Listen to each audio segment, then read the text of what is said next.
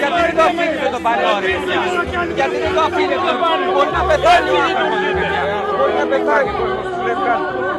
Τι να κάνω τώρα, θα πέσαμε αυτές όλο το βράδυ. Δημήτρη, μας πήρε χρονών και θα πεθάνει από απεργία πείνας, ρε παιδιά. Τώρα γιατί το κράτος κάνει πράγματα απίστευτα σε αυτή την ιστορία. Έχει ξεσηκωθεί το σύμπαν. Συνάδελφος, το ραδιόφωνο της ΝΕΤ είμαι.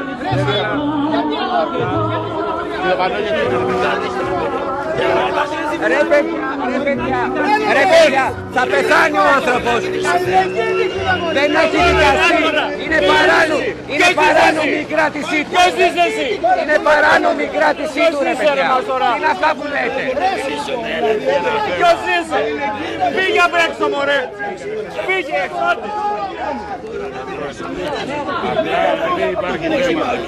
Έλα να σου πω εγώ που το γνωρίζω το θέμα. Έλα λίγο. Έλα να σου πω λίγο. Συνάδελφος είναι από το ραδιόφωνο της ΝΕΤ.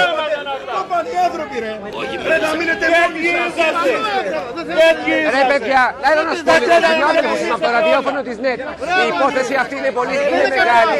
Είναι παράτυπη όλη. Επειδή είναι μεγάλη το είχαμε αφήσει 10 μέρες εδώ έτσι. Είπαμε σήμερα να βάλουμε τις προσπέρες. Το πανώ τώρα στο παράμιλα. Ένας άνθρωπος πεθαίνει στη φυλακή. Ναι ρε παιδιά, δεν μπορεί να είναι 10 μέρες εκεί. Δεν είναι κακό δηλαδή. Ναι ρε παιδιά, δεν είναι κακό. Δεν έχει δικαστεί καν. Παραμένει παράνομα. Ναι ρε παιδιά, είναι 10 μέρες το πανώ εδώ. Θα διώξετε τον κόσμο έξω. Θα διώξετε τον κόσμο.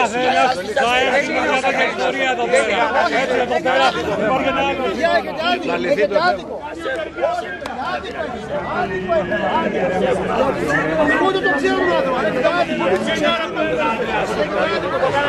έρχονται για αλληλεγγύη εδώ πέρα. Έρχονται για αλληλεγγύη εδώ πέρα. Όχι να μαλώσουν.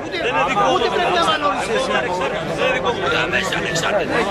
Όχι μόνο να σας δεν έχουμε για σένα. Τα προβλήματα έχουμε. Για να μην πάει πάντα και σε μένα.